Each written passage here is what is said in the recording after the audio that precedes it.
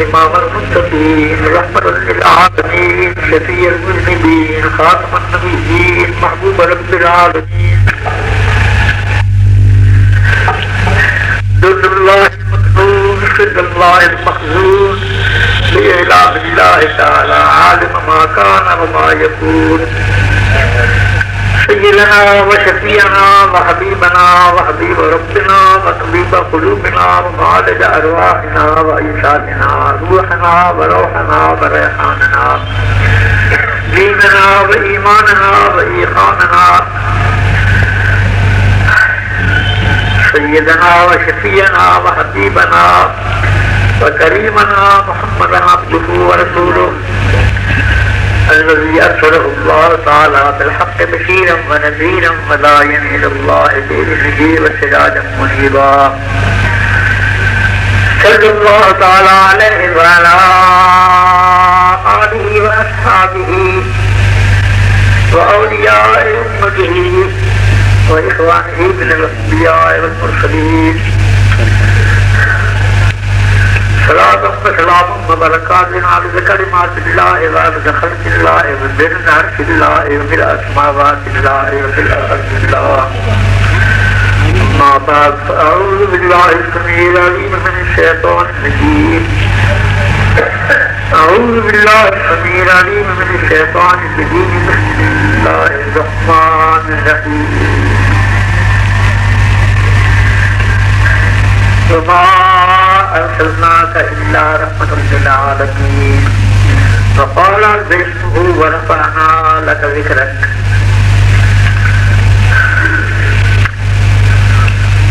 دروشی پڑھنے حضرات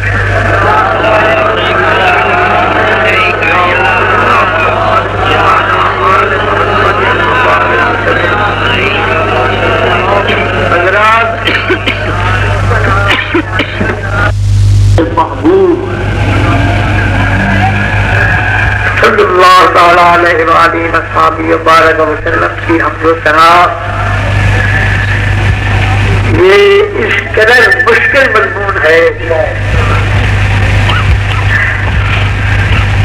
کہ اس کی حل نہیں ہے. جتنا میں نے سوچا پڑھا سنا اللہ کے محبوب کی حمد و ثنا کما حقوق بجائے لاکھوں میں سے ایک حصہ بھی انسان کی مطلب میں نہیں ہے کہ بیان کر سکے, کیونکہ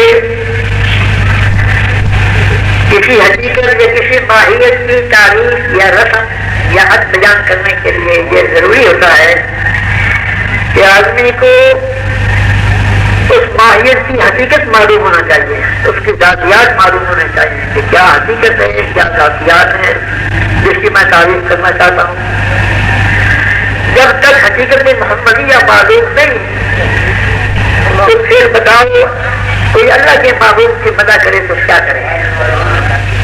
تھوڑی دیر کے لیے میں حضرت جبریل علیہ السلام سے معافی مانگ کر عرض کرتا ہوں کہ حضرت جبریل روح القدس ہیں آپ, بڑی اونچی شان ہے آپ کی, لیکن سدرۃ المنتہا تک پہنچنے سے پہلے آپ کو یہ معلوم نہیں تھا کہ میں کس ہستی کے ساتھ جا رہا ہوں,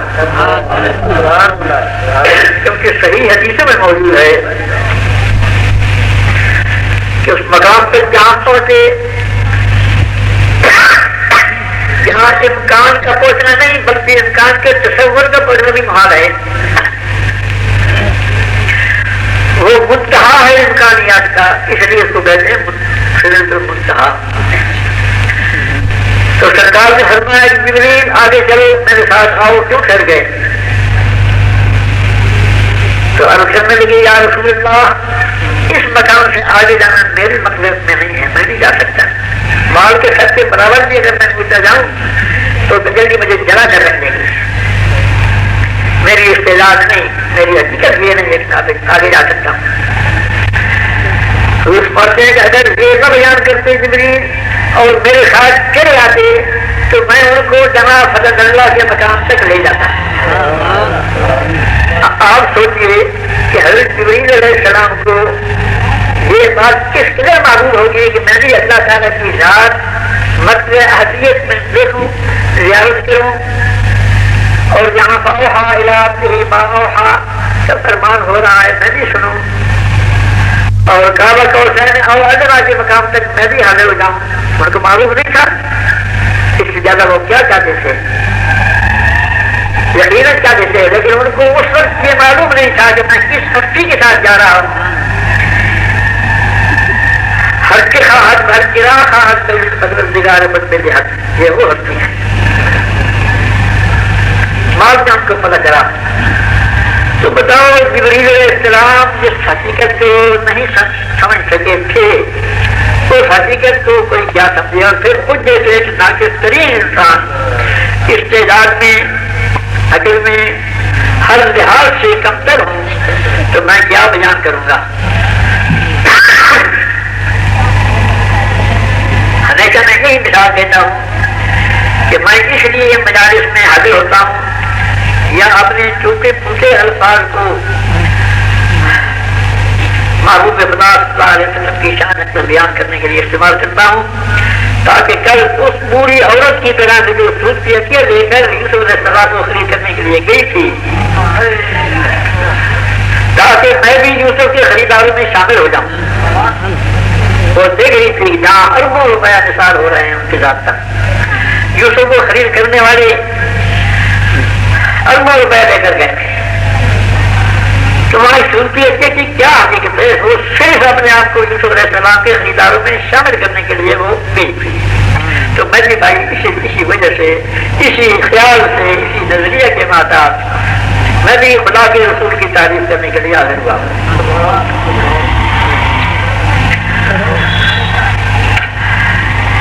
میں صرف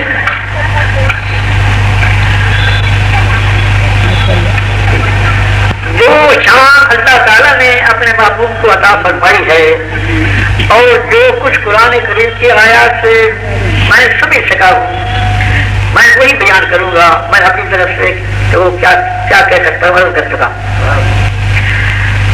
اللہ تعالیٰ فرماتا ہے وَرَفَعْنَا لَكَ ذِكْرَكَ، یا رسول اللہ میں نے آپ کا بول بالا کیا ہے، آپ کی شان بلندی کی ہے۔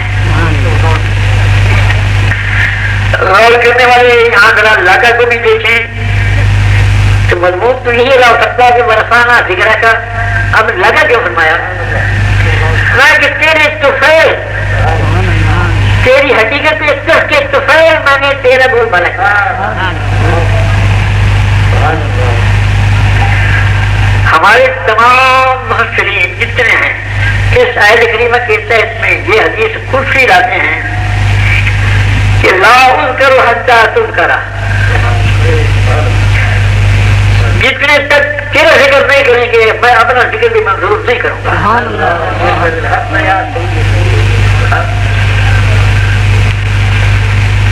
اے معلوم جب تک آپ کا ذکر نہیں کریں گے لوگ، اور ذکر صرف زبان سے نہیں ہوتا، دل سے بھی ہوتا ہے، تاریخ سے بھی ہوتا ہے، زبان سے بھی ہوتا ہے، تو جب تک تیری ذات کی محبت کے تصور وہ نہیں لائیں گے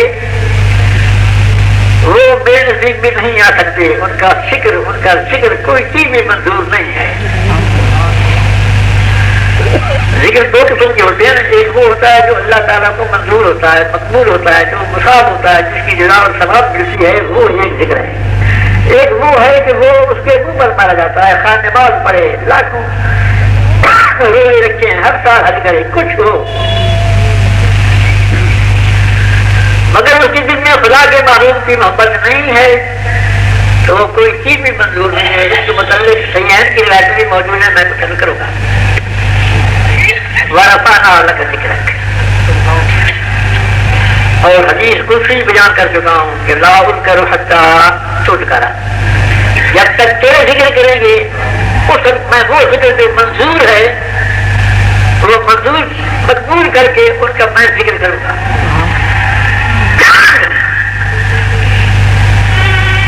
کسی ادوار میں اگر کسی مسجد میں یا اللہ لکھا ہوا ہو اور وہاں یا رسول اللہ نہ لکھا ہوا ہو تو میں فتویٰ دیتا ہوں کہ وہ یا اللہ لکھنا بھی منظور نہیں ہے۔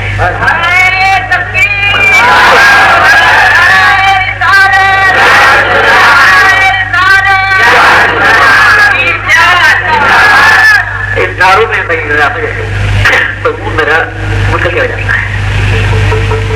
تو میں کر رہا تھا کہ جہاں ذکر رسول نہ ہو وہاں ذکر خدا منظور نہیں ہے.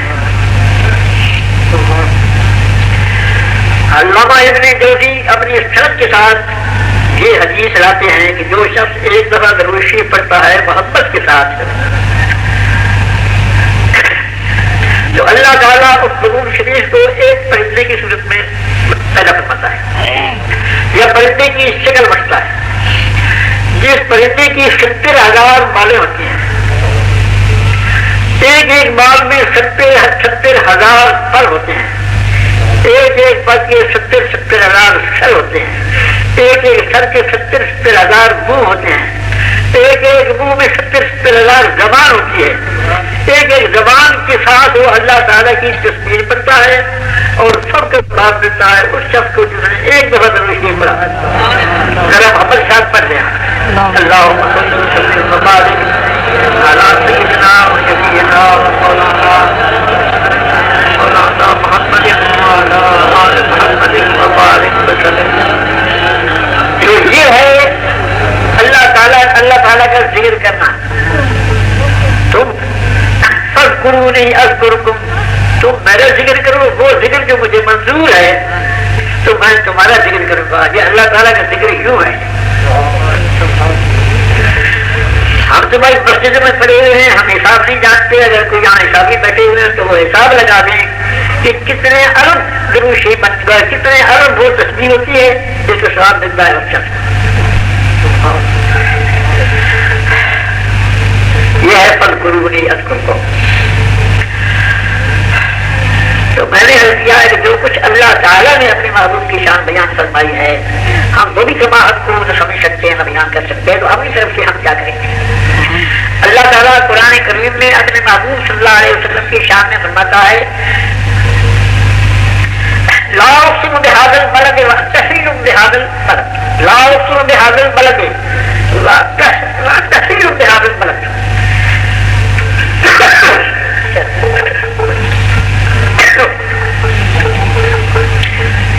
اس آیت کریمہ کی 2 تفسیریں ہیں.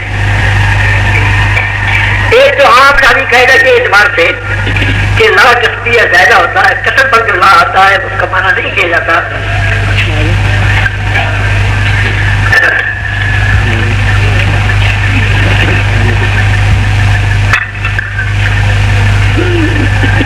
مانا یہ کیا جائے گا کہ اقسم بہذا البلد، مجھے قسم ہے اس تیرے مکہ کی، لیکن آگے پیچھے نہیں. جس حال میں تیری ذات موجود ہو اس شہر میں اس وقت یہ شہر اس قابل ہے اس کی قسم بتاتا. حالانکہ علماء حضرات جانتے ہیں، علامہ شامی کے بعد حواس میں نے یہ دیکھا ہے کہ مکہ شریف میں 70,000 پیغمبروں کے کمرے ہیں. وہ اس لیے ہجرت کر کے آئے تھے کہ اللہ کا محبوب کبھی جو ہمارے سامنے گزرے گا.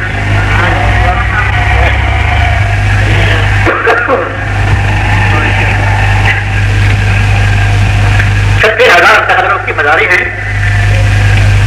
حجر اسود ہے، رکن یمانی ہے، رکن شامی ہے، بیر زمزم ہے، مقام ابراہیم ہے، صفا مروہ ہے اور خود کعبہ. رکن شامی ہے، بیر زمزم ہے، مقام ابراہیم ہے، صفا مروہ ہے اور خود کعبہ شریف ہے. اتنی بابرکت میں چیزیں ہیں، لیکن اللہ فرماتا ہے جل وعلا کا کہ مجھے ان کی قسم اٹھانے کی ضرورت نہیں. میرے نزدیک یہ شہر مکہ اس وقت قسم اٹھانے کے قابل ہوگا کہ جب میرا محبوب اس شہر میں ہوگا.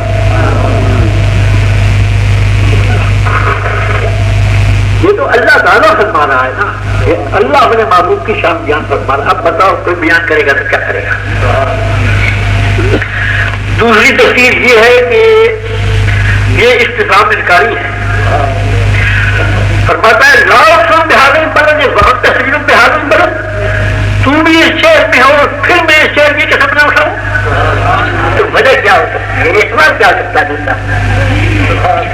اس لیے ہمارے تمام ائمہ دین، امام العالم رضی اللہ تعالیٰ عنہ، امام شافعی رضی اللہ تعالیٰ عنہ، امام مالک رضی اللہ تعالیٰ عنہ، امام احمد بن حنبل رضی اللہ اللہ تعالیٰ عنہ، عبداللہ بن مبارک رضی اللہ تعالیٰ عنہ، اسحاق بن راہویہ اور داؤد طائی، یہ تمام حضرات کی تصریحیں موجود ہیں کہ رسول اللہ صلی اللہ علیہ وسلم کے روزہ اثر کی شان کعبہ شریف سے زیادہ ہے، کیونکہ دلیل میں یہی ہے کہ یہ حدیث ہے اور یہ آیت پیش کرتے ہیں دلیل میں کہ اللہ تعالیٰ فرماتا ہے کہ مجھے شہر مکہ کی سب کو سر صرف تیری رات شہر میں موجود ہے، تو جہاں محبوب اللہ صلی اللہ علیہ وسلم آرام فرما ہے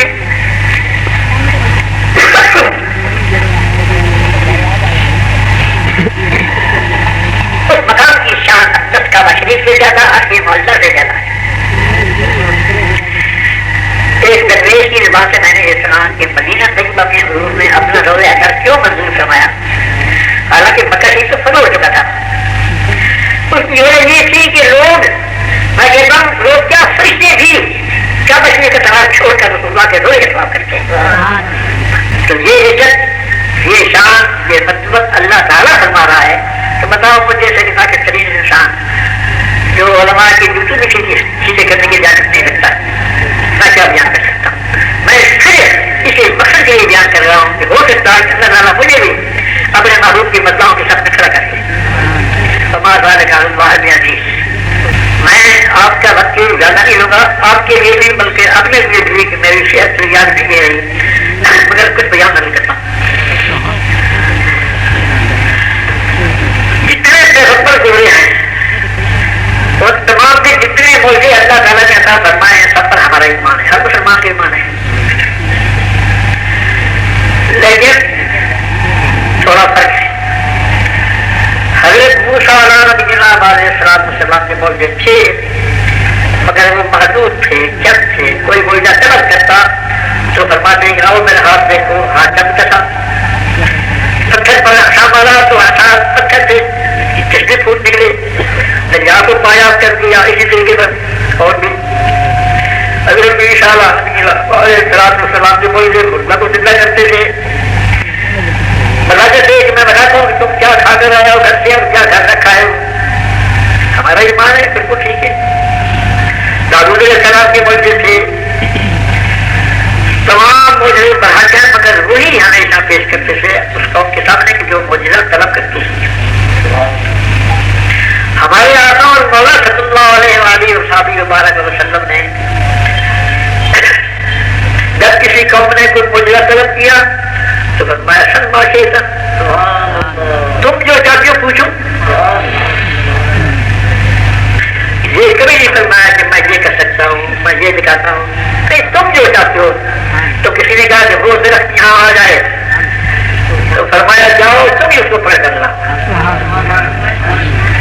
چنانچہ وہ صادق کہتے ہیں کہ میں یہ آزم کی کہ میں نے پکڑی، میرے ساتھ کس قدر وہ قصہ چلایا جیسے ان کی مہار کو جاتی پکڑ کر جاتا ہے۔ میں آدم سے میں دیکھ لیا، جاؤ اس کو وہیں کھڑا کر۔ تو سرکار نے یہ قوت اس فیض کو بس دی، جاؤ تم ہی پکڑ کر لاؤ۔ کسی نے سوال کیا میرے باپ کون ہے؟ میں ابو کا حذیفہ، تیرے باپ حذیفہ ہے۔ کسی نے کہا کہ میرے اونٹ گم ہو چکا ہے، وہ کہاں ہے اس وقت؟ اللہ کے فلاں جنگل میں پیروں کے دست کے ساتھ اس کی مال رکھی ہوئی ہے، اکی ہوئی، جاؤ اس کو لے لو، چھوڑ۔ جو کچھ کسی نے پوچھا وہی فرمایا۔ کسی نے مٹھی میں کنکریاں دبا کر اوپر کپڑا لپیٹ کر پوچھا کہ میرے مٹھی میں کیا ہے؟ تو فرمایا کہ میں بتاؤں کہ جو چیز تیری مٹھی میں ہے وہ بتا دے۔ تو سب نے سات لوگوں کے ساتھ، سات بیٹوں کے ساتھ شکل میں ثابت پڑا۔ اس کے بعد فرمایا کہ اس اللہ کے اور اس کے رسول کے دشمن نے ہمیں فلاں فلاں پانی سے رات یا دن میں کیا ہے اور ہم کنکریاں ہیں فلاں پار کی، کسی نے کہا کہ فلاں جگہ کی فلاں، کسی نے کہا کہ یہ چاند دو ٹکڑے ہو جائے تو فرماتے یہی بیٹھ کر دکھاؤں یا جبل ابی قبیس پر جا کر مکہ شریف کی پہاڑی ہے وہاں جا کر دکھاؤں۔ وہ لکھا غرض ہے کہ جو کسی نے سوال کیا وہ فرما دیا۔ فرمایا سرونی ماشے تم جو چاہتے ہو پوچھو مجھے، اور پھر کہاں اٹھا کر فرما دیا واللہ لا تسألونی عن شیء الا اخبرتکم، خدا کی قسم جو تم سوال کرو گے میں اس کی خبر میں بتاؤں گا ضرور سے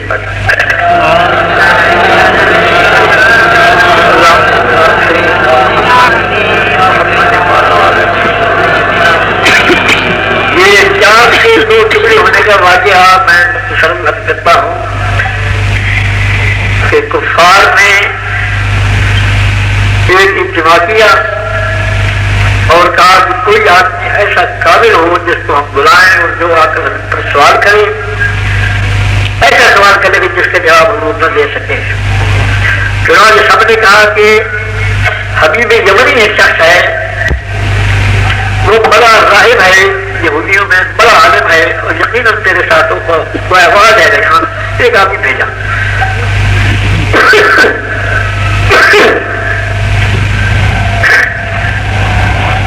وہ آیا، بڑا استقبال کیا، بڑا اونچا تخت بنایا، اس کے لیے کسائی چادر بچھائی، بچھایا۔ ابو جہل بھی تھا ترجمان اپنی قوم کا، کہنے لگا کہ اس وقت جو ہماری موت اور زندگی کا سوال ہے، ہمارے بڑے بڑے بہادر، بڑے بڑے واقف سمجھدار لوگ چلے گئے ادھر، اور ابن خدار جیسے لوگ مسلمان ہو چکے ہیں۔ کوئی ایسا سوال کر کہ جس کا جواب حضور نہ دے سکے۔ اس نے خط لکھا، اسی پیار کو خط دیا کہ جاؤ حضور کی خدمت میں، کیونکہ تو میری طرف سے جا رہا ہے تو لہٰذا ادب کے ساتھ آگے خط پیش کرنا اور پیچھے ہٹ کر بیٹھنا، تو میرا نمائندہ ہو کر جا رہا ہے۔ چنانچہ خط دے گیا۔ حضور نے حضرت صدیق اکبر رضی اللہ تعالیٰ عنہ کو عطا فرمایا کہ پڑھو۔ حضرت صدیق اکبر رضی اللہ تعالیٰ عنہ نے وہ خط پڑھا۔ روایت میں یہ کہ حضور نے آہستہ صدیق اکبر رضی اللہ تعالیٰ عنہ سے کچھ فرمایا جو نہیں سنا گیا کہ حضور نے کیا فرمایا۔ اس پر صدیق اکبر رضی اللہ تعالیٰ عنہ نے فرمایا گزار کو کہ جاؤ حضور خود تشریف لاتے ہیں۔ غالباً حضور نے یہی فرمایا ہوگا۔ مغرب کی نماز کے بعد حضور تشریف فرما کے کعبہ شریف کے ساتھ صحابہ کرام موجود تھے، سرکار تشریف لے گئے تو وہ راہب حبیب جس کا نام تھا اٹھ کر تخت سے اترا اور آگے آ کر حضرت کا مصافحہ کیا اور پھر ہاتھ تھام کر تخت کے اوپر بٹھایا۔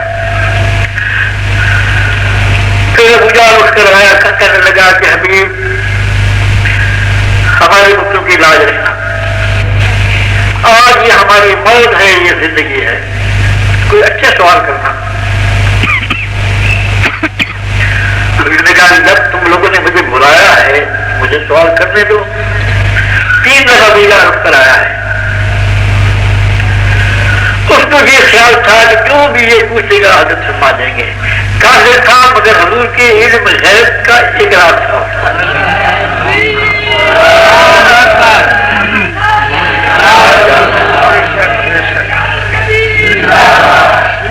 میں نے کیا تھا نارے یہ دل جب دل میں رکھو ذرا۔ حضور نے فرمایا کہ پوچھ۔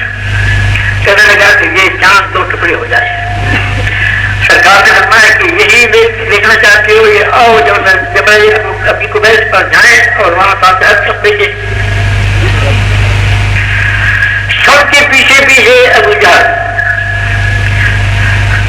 غالباً اس کو یقین ہو چکا تھا کہ یہ چیز بھی ہو جائے گی، پیچھے پیچھے جا رہا ہے اور دور جا کر بیٹھ گیا ہے۔ کہا کہ وہ یہ چاند 2 ٹکڑے ہو جائیں۔ حضور نے جب ہاتھ کو اوپر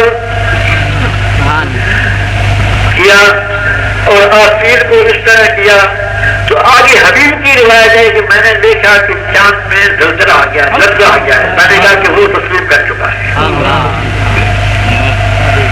ایک انگلی مقدس سے حضور نے اس طرح کیا، دوسری سے اس طرح کیا، 2 ٹکڑے چاند کے ہو گئے۔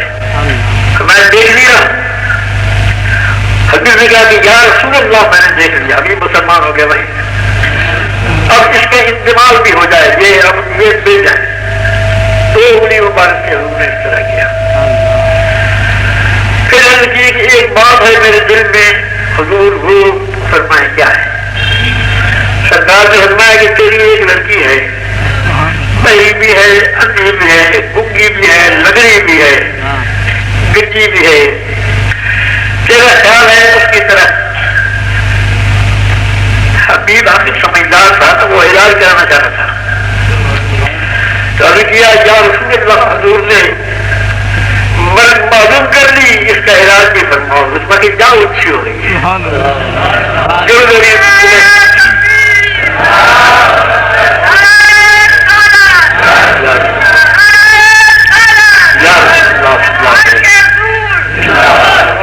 تو میں کر رہا تھا، حضور نے فرمایا کہ جا اچھی ہو گئی ہے، تو اس نے اجازت چاہیے، حضور نے فرمایا کہ ٹھہرو ہمارے ساتھ عشاء کی نماز پڑھو، پھر صبح کی نماز بھی پڑھو اور جاؤ اپنی قوم کو یہ سمجھاؤ۔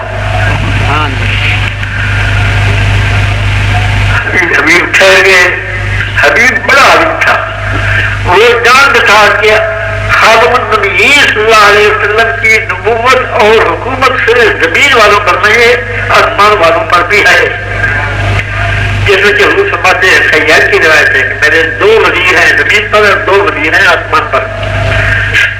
وزیر کہاں ہوتے ہیں؟ جہاں حکومت ہو۔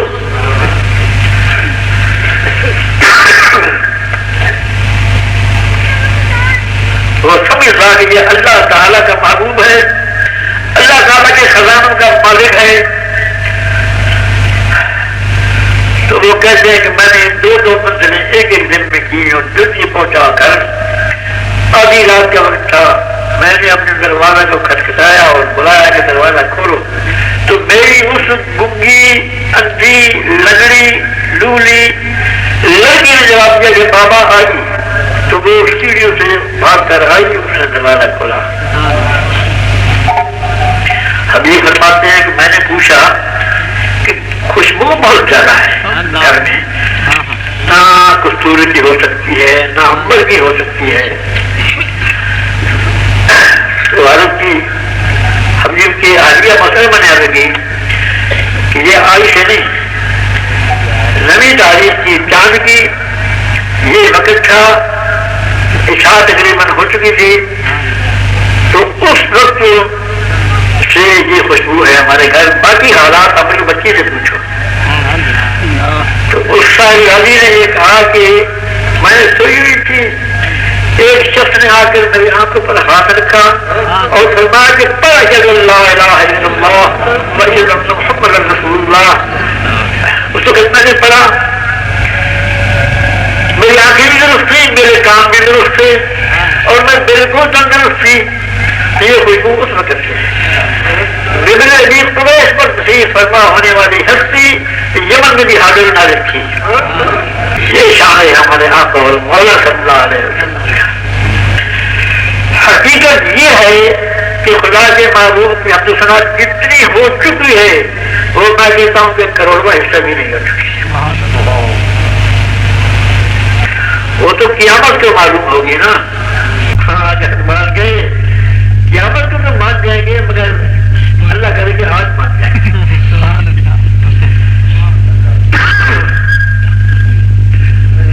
اگر آپ یہ کہ عوام کو دھوکہ دینے کے لیے آیات کریمہ کی تراجم اور تفسیریں اور خدا جانے کیا کیا غلط معنی بیان کر کے لوگوں کو دھوکہ دیتے ہیں، اللہ ان کو ہدایت کرے۔ ایک شخص دیوبندیوں کا بڑا عالم، میں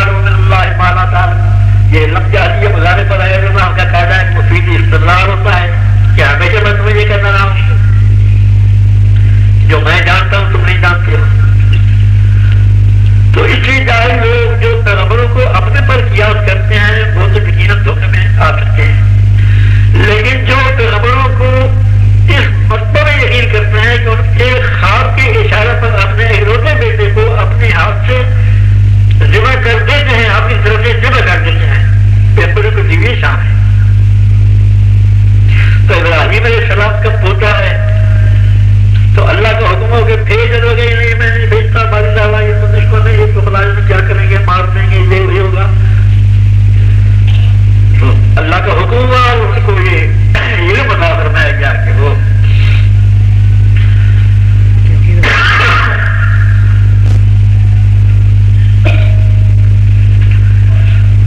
اسی طریقے پر میں نے آپ کو ایک کلیہ بیان کرتا ہوں، آپ ذہن میں رکھیے۔ جتنی آیات محبوب خدا صلی اللہ علیہ وسلم کی علم اقدس کے منافی ترجموں میں پیش کی جاتی ہیں، تمام کی تمام مکی ہیں۔ صرف ایک آیت ہے جس میں یہ ہے کہ لا تعلمهم نحن نعلمهم، کہ منافقین کو آپ نہیں جانتے، میں ان کو اچھی طرح جانتا ہوں، یہ ایک آیت ہے۔ لیکن اسی کے ساتھ فرما دیا وَلَتَعْرِفَنَّهُمْ بِسِيمَاهُمْ وَلَتَعْرِفَنَّهُمْ فِي لَحْنِ الْقَوْلِ، آپ ان کے چہرے کو دیکھ کر معلوم کر لو گے کہ یہ کون ہے، منافق ہے یا مسلمان ہے۔ ان کے لہجے سے آپ یقین کر آپ کو علم ہو جائے گا کہ یہ کیا ہے۔ اس کے بغیر تمام آیات مکیہ ہیں، اور آیات مکیہ کی ناسخ آیات بلکہ موجود ہیں، کچھ میں بھی پیش کرتا ہوں۔ وَأَنزَلَ اللَّهُ عَلَيْكَ الْكِتَابَ وَالْحِكْمَةَ وَعَلَّمَكَ مَا لَمْ تَكُن تَعْلَمْ، آپ پر اللہ تعالیٰ نے کتاب نازل فرمائی اور حکمت یعنی اس کی پوری معرفت عطا فرمائی، اور جو کچھ آپ نہیں جانتے تھے سب کچھ جتنا دیا۔ یہ اللہ تعالیٰ خبر دے رہا ہے، آپ بتاؤ کہ خدا کی خبر کو صحیح نہ مانی، جو کچھ نہیں جانتے تھے سب کچھ ہم نے جتنا دیا، بیان کر دیا، علم دے دیا سب کا۔ تو دو ہی قسم کے علم تھے، ایک وہ جو حضور جانتے تھے، ایک وہ جو حضور ابھی خیر جانتے تھے، مگر مجھے کوئی لفظ نہیں ملتا نہ جاننے کے متعلق کہ میں نے غلط کہا، جانتے تھے، اور ایک وہ جس کو ظاہر نہیں فرمانا چاہتے تھے۔ تو اللہ تعالیٰ نے سب کچھ بیان فرما دیا، علم دے دیا۔ تو قرآن پر ایمان رکھنے والا تو یقیناً مان جائے گا کہ رسول اللہ کو علم کلی ہے۔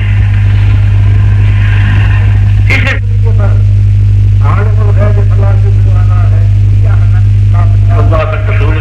اللہ جمیع علوم کا عالم ہے۔ تو علماء مجھ سے پوچھ سکتے ہیں کہ جمیع علوم کیوں کہہ رہے ہو، یہاں تو صرف عالم الغیب ہی ہے۔ تو میں عرض کرتا ہوں حضور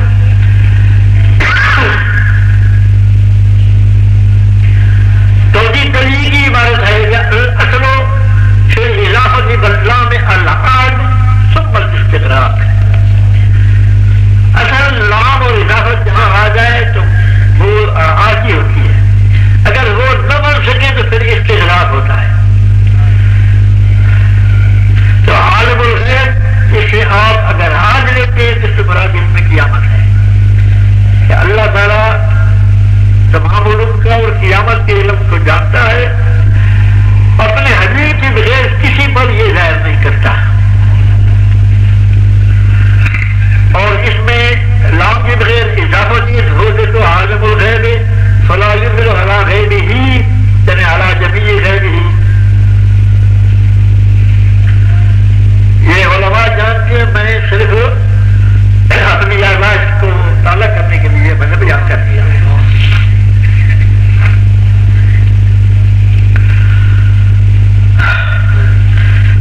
تھوڑا سا میں اب صرف علماء کی بنیاد کروں گا، آپ لوگ اکتائے میں۔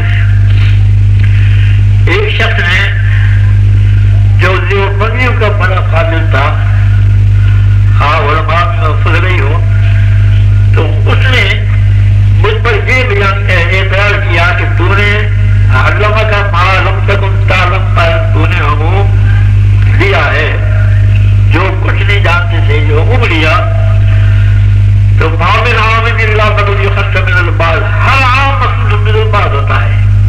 مجھے کہہ دیا، میں نے کہا حضرت ہر عام مخصوص من البعض ہوتا ہے، یہ کس کے قول ہے؟ یہ بال شناخی کا مرجوع قول ہے، خود علامہ لکھتا ہے تھوڑی دنیا موجود، لیکن بال شناخی کا قول مرجوع ہے، رجوع کیا اس شناخی نے بھی۔ جو عام مخصوص من البعض ہو وہ یقینی طور پر ہو سکتا ہے، وہ مجھے نہیں ہوتا، لیکن جو مخصوص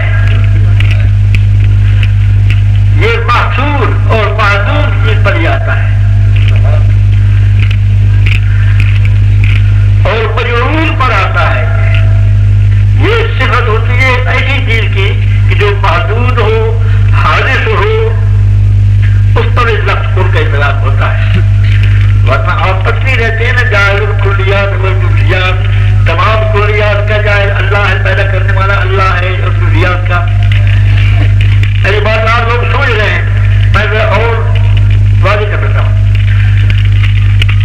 اللہ تعالیٰ کی کوئی صفت ایسی نہیں جس کو کلی کہنا چاہیے، اگر کلی کہو گے تو لازم آئے گا کہ اللہ تعالیٰ کی صفت حادث ہے، اور اس سے استقبال واجب بالغیر لازم آئے گا جو محال ہے اور اعلی شرع کے نزدیک کفر ہے۔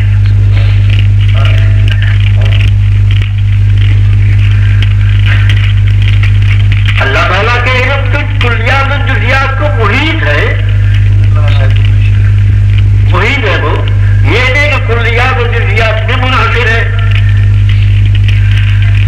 دوسری چیز یہ عرض کرتا ہوں کہ قرآن کریم میں دو قسم کی آیات ہیں، ایک محکمات ہیں، ایک متشابہات ہیں۔ محکمات وہ ہیں جو عربی جاننے والے آدمی ہیں اس کا ترجمہ کر سکتے ہیں، اور جو متشابہات ہیں پھر یہ دو قسم ہیں، ایک وہ ہیں کہ جن کا نہ معنی معلوم ہے نہ مراد معلوم ہے۔ مثلا اوائل سور دیکھو، حامیم، الف لام میم، نون، صاد، قاف، الف لام میم را، تو ان کا کوئی شخص معنی نہیں کر سکتا۔ اور ایک دوسری متشابہات وہ ہیں جن کا معنی ہم کر سکتے ہیں لیکن ان کی مراد ہم نے بیان نہیں کر سکتے، نہ سمجھ سکتے ہیں۔ مثلا ید اللہ وسن خود کے بیاہ ان کا اللہ ہے یوم یکشف عن ساق، جو عین اور ید اور ساق کا معنی ہم کر سکتے ہیں لیکن اس کی مراد بیان نہ کر سکتے ہیں، نہ سمجھ سکتے ہیں۔ خیر، متشابہات میں ہمارے تمام اصحاب اصول یہ لکھتے ہیں کہ ان میں وہ علوم ہیں جو اللہ تعالیٰ نے اپنی ذات کے لیے مخصوص فرمائے اور پھر اپنے رسول کو جتوائے۔ چنانچہ سورۃ انوار کی عبارت ہے بھائی سر میں اللہ و رسولہ، اللہ اس کے رسول کے بھید ہیں اور کسی کو معلوم ہے۔ قاضی بیضاوی لکھتے ہیں وما یعلم تعبیرہ الا اللہ کے تحت میں کرتی قیام الشاہ والد زبانیہ و طلوع الشمس من